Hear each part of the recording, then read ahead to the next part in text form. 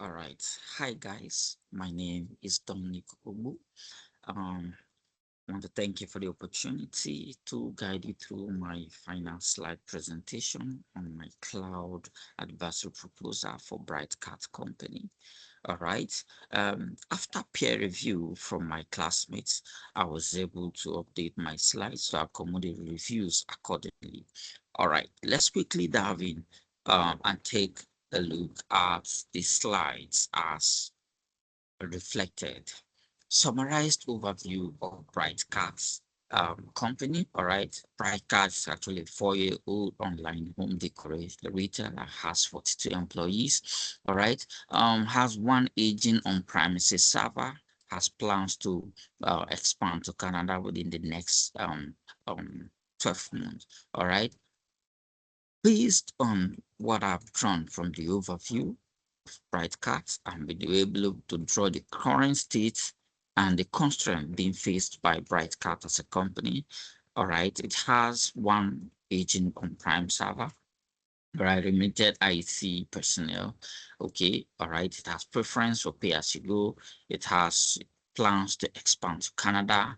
All right. It experiences some system failure during peak periods. All right, and it's looking out to protect customer payment information details. Okay, let's go straight to the proposed cloud architecture for BrightCat. All right, BrightCat company is recommended to deploy a public cloud solution that is secured, scalable, cost-effective, and will boost availability and increase performance. Here is a proposed cloud architecture. All right, a global infrastructure that is pay-as-you-go pricing, which fits BrightCat constraints. All right. The next slide talks about the security compliance embedded in the acronym CIA, confidentiality, integrity, and availability. It is worthy to note here that the Google Cloud secures the infrastructure while BrightCat as a company is responsible to manage the identity, data access protection, and backups, and also report incidents. Next slide talks about the timeline KPIs, the key performance indicators embedded in the service level objectives and service level indicators. All right, for latency, 90% page should not load more than 2 seconds. All right, for the saturation, the virtual machine CPU utilization should be within 80%. Errors, check for errors for the service level objective should not be more than 1% or less. And then auto scaling. The next slide talks about the expected business result for BrightCat. When these things are put in place, you experience better customers experience better experience, and there will be business growth, and there will be lower burden on the limited IT teams, and there will be stronger reliability. Let's not forget the cost uh, effectiveness, pay as you go.